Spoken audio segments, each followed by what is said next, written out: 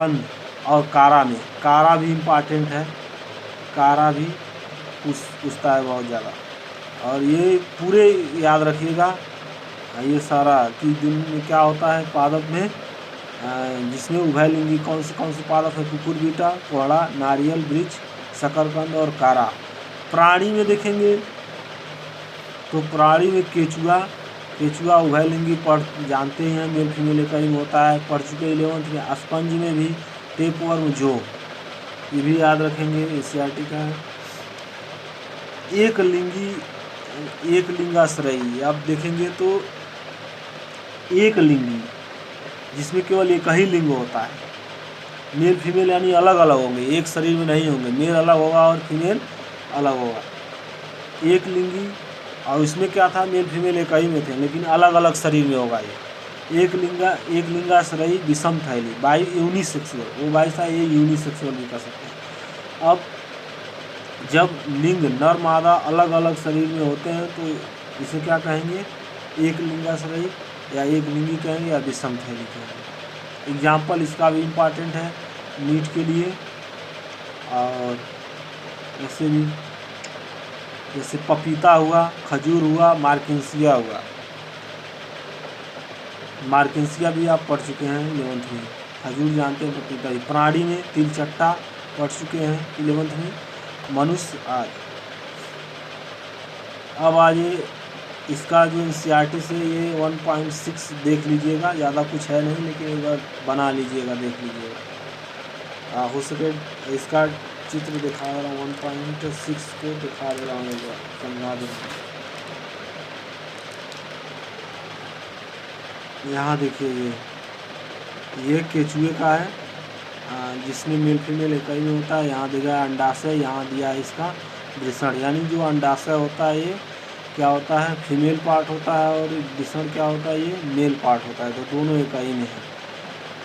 अब यहाँ पे देखेंगे कारा देख लीजिए, कारा में भी कुधानी यानी एंथ्रीडियम यानी जिसको ग्लोब्यूल कहते हैं ये है, और ये अंडधानी यानी नेक्यूल कहते हैं, ऊगोनियम कहते हैं। ये क्या होता है, पुधानी जो होता है ये मेल पार्ट होता है, फीमेल, दोनों एक ही में, यानी कारा भी क्या है, ये पादप है जो बाइसेक्सुअल यानी उभयलिंगी है ये। अब यहाँ आ जाइए, यहाँ मार्केंसिया देख लीजिए। मार्केंसिया में यहाँ देखिए स्त्रीधानी या पुधानी अलग अलग हैं, यानी ये क्या है, ये किस में आएगा, एक लिंगी में आएगा, एक लिंगाश्रयी में। और यहाँ पे ये देख लीजिए, ये केकड़ा, ये तिलचट्टा देखेंगे तो इसमें देखेंगे ये वृषण अलग है, ये मादा अलग, ये अंडाशय अलग है, यानी ये अलग अलग होता है। और शकरकंद में एक ही में होता है ये दोनों, क्योंकि सब मेल पार्ट है, ये फीमेल पार्ट है, तो ये भी क्या है, उभयलिंगी है।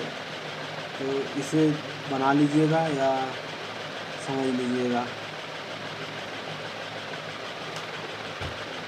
आगे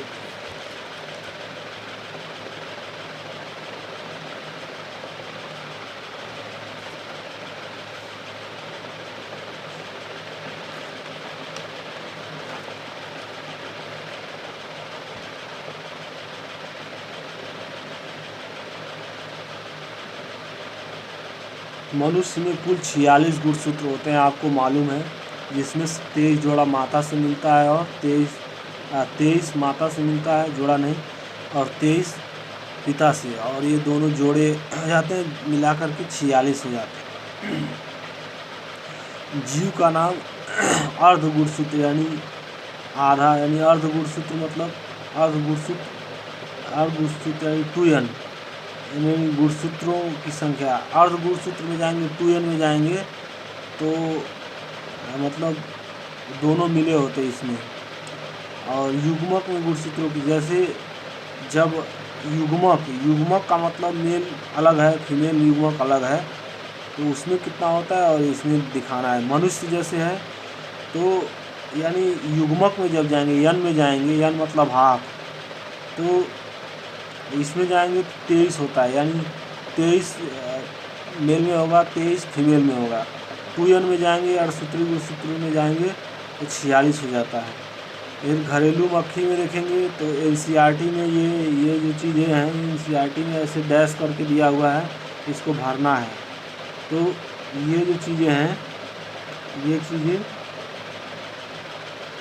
ये सारा आप एनसीईआरटी को एक बार देखेंगे। यहाँ देखिए, यहाँ डैश दिया है तो यानी इसका हाफ होगा, तो यहाँ पे 17 होगा, यहाँ पे 10 होगा। ये सारा ये ऐसे दिया हुआ है। तो देखिए घरेलू मक्खी कितना इसका n है, यानी 6 मेल फीमेल में होगा। तो यहाँ पे दोनों मिला के 12 हो जाता है 2n में, यानी चूहा में 42 होता है। और इसमें देखेंगे यानी युग्मक में देखेंगे तो इतना 21 होगा, हाफ हो जाएगा। ऐसे सारा देखेंगे। कुत्ते में 78 क्रोमोजोम होता है, जो मेल फीमेल मिला करके 39 मिलता है माता पिता से। बिल्ली में 38 होता है, वो 19 मेल फीमेल से मिलता है। फल मक्खी में 8 होता है, जो 4 मेल फीमेल से मिल जाता है। और ओफियोलैसन एक होता है, जिसमें 1260 क्रोमोजोम होता है, ज़्यादा होता है 1260, जो हाफ यानी 630 मेल से 630 फीमेल से मिलता है। सेव में 34 होता है, जिसमें से 17 मेल फीमेल से मिलता है। मक्का में 20 होता है, 10 मेल फीमेल से मिलता है। यानी जो युग्मक में देखेंगे तो n वाले में तो 10 हो जाएगा, 2n में जाएंगे तो दुगना, यानी यही होता है। और ये युग्मक में मेल गैमेट से आता है और ये फीमेल गैमेट से आता है। अब मक्का में इतना हो गया। आलू में 48, तो इतना मेल फीमेल से मिलते हैं अलग अलग, 24 मेल से 24 फीमेल से। तितली में इतना 190 मिल जाता है मेल फीमेल से। प्याज में 16 और 8 मेल फीमेल से मिल जाती है। ये हो गया एनसीईआरटी का, आप अपने एनसीईआरटी में भर लीजिएगा। अब दूसरा है युग्मक, यानी युग्मक का स्थानांतरण। ये था, इसमें युग्मक जन्म था, यानी गैमेटोजेनेसिस बी वाला है, युग्मक का स्थानांतरण है।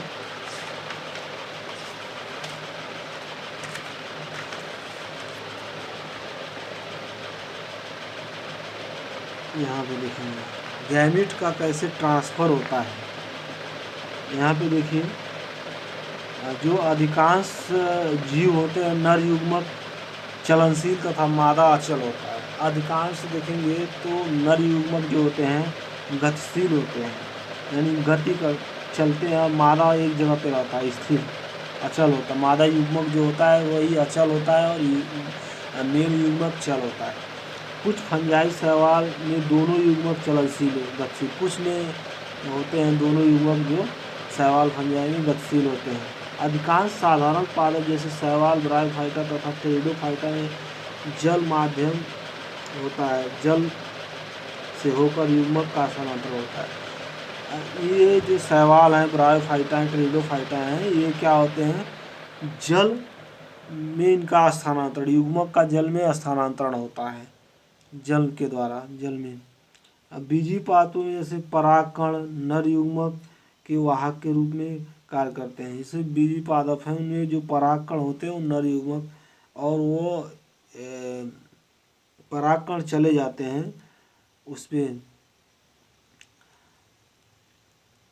अंड पर चले, अंडधानी पे चले जाते हैं, ये उड़ करके चले जाते हैं। तो ये कह रहा है ये। और देखेंगे यहाँ नेक्स्ट, इसमें बीजी पादपों में युग्मक का स्थानांतरण पराग, यानी नर युग्मक कण वर्तिका यानी जो वर्तिका होती है मादा पर पहुंच जाते हैं, चला जाता है। इस क्रिया को परागण, यानी इस क्रिया को जैसे पॉलिनेशन कहते हैं। जब नर युग्मक जो पराग कण होता है वो मादा की वर्तिका पर चला जाता है, तो इसे क्या कहेंगे, पॉलिनेशन कहेंगे, यानी परागण कहेंगे। क्या कहेंगे? परागण।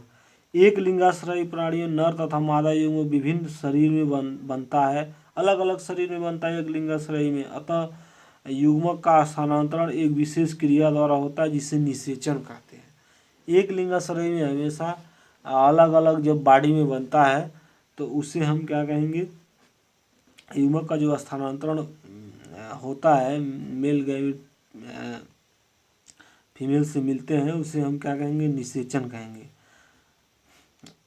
अब निषेचन, इस क्रिया में निषेचन के द्वारा होता है। ये क्रिया जो होती है एक लिंगाश्रयी में, निषेचन होता है इसमें। तो निषेचन क्या होता है? अब दूसरा जो है, इस जो पार्ट था उसका पहला तो हो गया निषेचन के पूर्व की घटना। निषेचन के पूर्व में क्या था? गैमेटोजेंसिस था। उसके बाद अब गैमेट का ट्रांसफर हो गया, दो चीज़ हो गया। अब निषेचन, फर्टिलाइजेशन जिसको कहते हैं, जब नर युग्मक यानी स्पर्म तथा मादा युग्मक ओवम आपस में मिलकर युग्मनज का निर्माण करते हैं तो इस क्रिया को निषेचन कहते हैं। यह नर युग्मक है यानी स्पर्म यानी यन है, और मादा युग्मक है यानी ये भी यन है। अब 2 यन बना रहे हैं यानी यहाँ पे फर्टिलाइजेशन हो गया, दोनों आपस में मिले, फर्टिलाइजेशन निषेचन हो गया।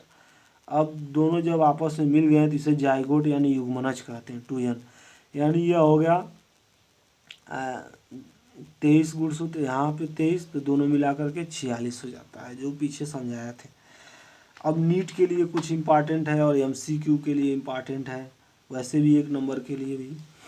कुछ जीवों में जैसे रोटीफर्स, मधुमक्खी, बहुत इम्पॉर्टेंट क्वेश्चन है, नीट के लिए आया भी हुआ है। कुछ जीवों में जैसे रोटीफर्स, मधुमक्खी, छिपकली, पक्षी, जिसको पक्षी में जो टर्की पक्षी होता है आदि में बिना निषेचन के ही जीव का निर्माण होता है, इसमें निषेचन नहीं होता है।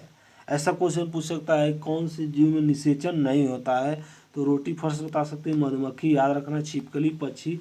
पक्षी में कौन सा? सब पक्षी नहीं, टर्की। कौन सा? टर्की। बिना निषेचन यानी नर युग्मक के बिना मिले ही मादा युग्मक नए जीव का निर्माण करती है। अब नेक्स्ट क्वेश्चन भी इम्पॉर्टेंट है, ये भी आया हुआ है नीट में। बिना निषेचन द्वारा, जो बहुत ही इम्पॉर्टेंट है, 1 नंबर में भी कभी कभी पूछा है, अबसी बार शायद पूछा था ये। बिना निषेचन द्वारा उत्पन्न जीव को अनिषेक जनन यानी पार्थिनोजेंसिस कहते हैं। जब बिना निषेचन द्वारा जीव उत्पन्न होगा तो उसे हम पार्थिनोजेंसिस या अनिषेक जनन करेंगे। ऐसे रोटीफर्स, मधुमक्खी, छिपकली और पक्षी में टर्की। अब आगे नेक्स्ट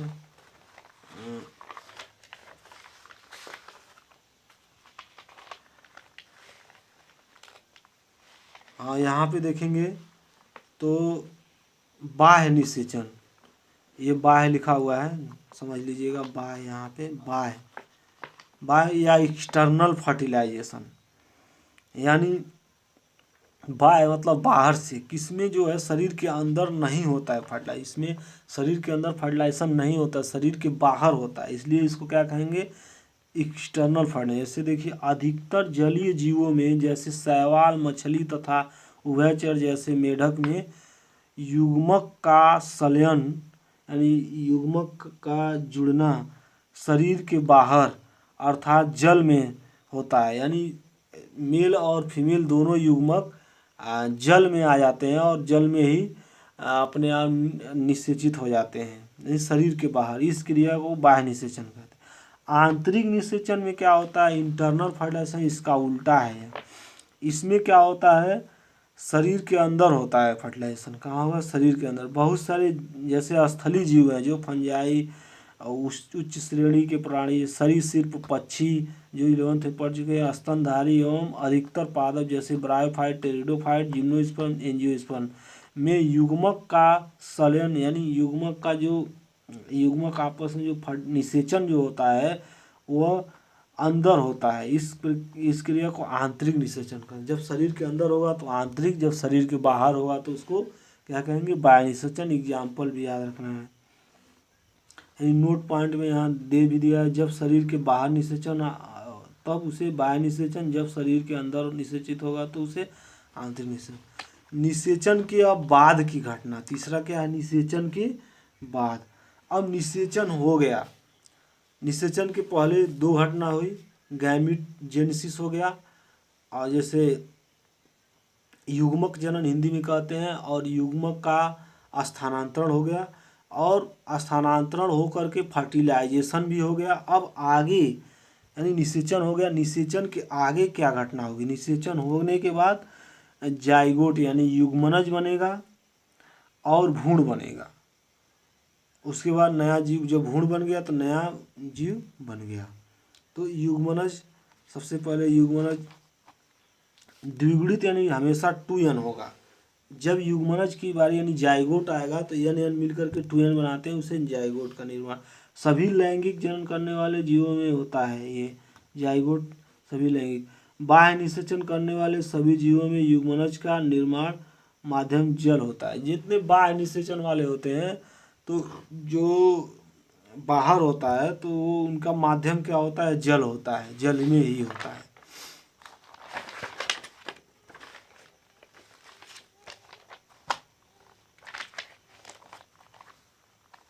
यहाँ पे आंतरिक निषेचन करने वाले जीव में युग्मनज का निर्माण शरीर के अंदर हो जाता है। जैसे जाहिर सी बात है, जब शरीर के अंदर निषेचन होगा तो वहीं तो बनेगा जाइगोट, और शरीर के बाहर होगा तो बाहर। फंजाई एवं शैवाल में युग्मनज एक मोटी भित्ति विकसित करने वाले जो उनकी शुष्कन तथा क्षति से रक्षा करती है। जैसे फंजाई है, उनमें एक मोटी भित्ति बन जाती है, और वह भित्ति जब ये शुष्क अवस्था में जाते हैं तो उनमें उसको हानि से बचा लेते हैं। यानी वो अपने अनफेवरेबल कंडीशन में, यानी जब वो नहीं अपने आप को फेवरेबल कर पाते, नहीं मतलब नहीं अपने आप को सरवाइव कर पाते हैं, तो ये एक मोटी थैली बन जाती है, उसमें रह जाते हैं, और बाद में जा कर के ये फिर से अपने जब कंडीशन आती है तो जनन कर लेते हैं। ये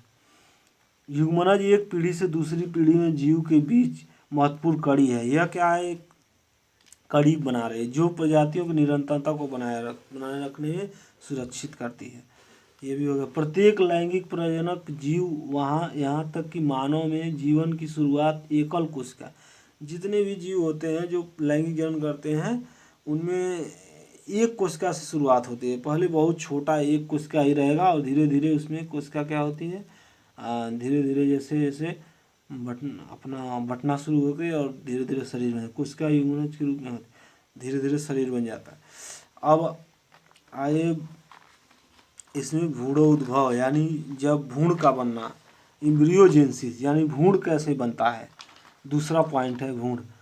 भ्रूणोद्भव युग्मनज से भ्रूण, भ्रूणोद्भव युग्मनज से भ्रूण यानी एम्ब्रियो के विकास की प्रक्रिया को संदर्भित, यानी इसको बता रहा है। भ्रूणोद्भव के दौरान युग्मनज कोशिका विभाजन तथा कोशिका विभेदित से गुजरते, यानी इसमें क्या होता है? भ्रूणोद्भव के दौरान युग्मनज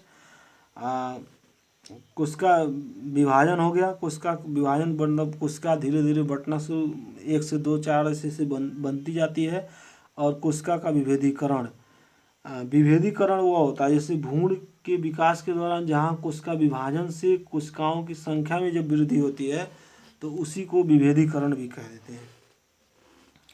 अब अंड प्रज्वक, याद रखना ओविपेरस, जो अंडे देने वाले होते हैं उनको अंड प्रज्वक यानी ओविपेरस कहते हैं। सजीव प्रज्वक यानी विविपेरस, जो सीधे बच्चा पैदा करते हैं। जैसे पक्षी वगैरह बहुत सारे हैं, सरीसृप हैं, ये सब अंडे देते हैं तो उनको क्या कहेंगे? ओविपेरस यानी अंड प्रज्वक। सजीव प्रज्वक ऐसे जीव जो सीधे बच्चे पैदा करते, जैसे मानव हुआ, मैमल्स हुए, ये सारे होते, गाय भैंस वगैरह, तो ये सीधे बच्चा पैदा करते हैं, अंडा नहीं देते हैं, उनको सजीव प्रज्वक कहते हैं। यहाँ पे देख लिया, ऐसे जीव जो अंडा देते हैं उन्हें अंड प्रज्वक, ऐसे जीव जो बच्चा पैदा करते हैं उन्हें सजीव प्रज्वक।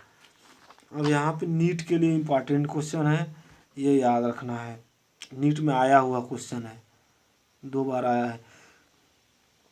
अंड प्रज्वक प्राणी जैसे सरीसृप वर्ग और पक्षी वर्ग में अंडे कठोर कैल्शियम युक्त, याद रखना है, कवच से ढके होते हैं, और एक निश्चित अवधि के बाद स्फुटन द्वारा नए जीव को, ये जो अंडे इनके होते हैं उनके कैल्शियम युक्त कवच होता है, ये पूछा गया है। कठोर कैल्शियम युक्त कवच होता है जो निश्चित तौर पे स्फुटन होकर के नया जीव निकल जाता है।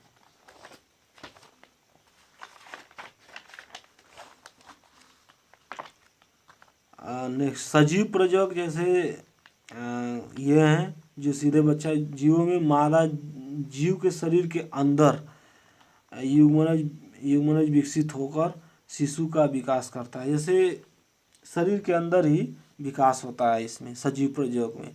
और ओविपेरस में तो अंडे जाइगोट बना जैसे वो बाहर आ जाता है और वहाँ भ्रूण का विकास, लेकिन सजीव प्रजोग में क्या होता है शरीर के अंदर होता है, जानते ही हैं। पुष्पीय पादपों में युग्मनज का निर्माण बीजांड के अंदर होता है। पुष्पीय पादपों में कहाँ होगा, बीजांड के अंदर, याद रखना है। निषेचन के पश्चात जब पुष्प बाह्यदल पंखुड़ी यानी जो बाह्यदल समझ चुके हैं आप लोगों को, पहले पढ़ाया गया बाह्यदल क्या होता है, कैलिक्स करोला बताया गया है। तो ये पंखुड़ी तथा पुंकेसर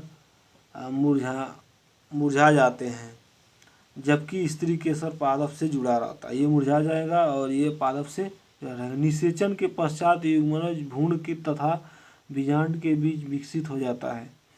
निषेचन के बाद क्या होता है, युग्मनज भ्रूण में बदल जाता है तथा बीजांड बीज में विकसित हो जाता है। अंडाशय फल के रूप में विकसित हो जाता है।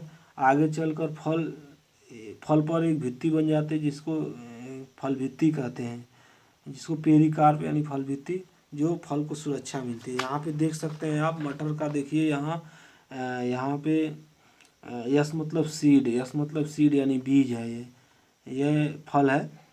तो ये पी मतलब है पेरिकार्प यानी फल भित्ति, इस पर एक भित्ति लग गया है। तो ये मटर में और कुछ में होता है, एनसीईआरटी में और भी दिया गया है, इसको देख लीजिएगा, एक डायग्राम से समझे।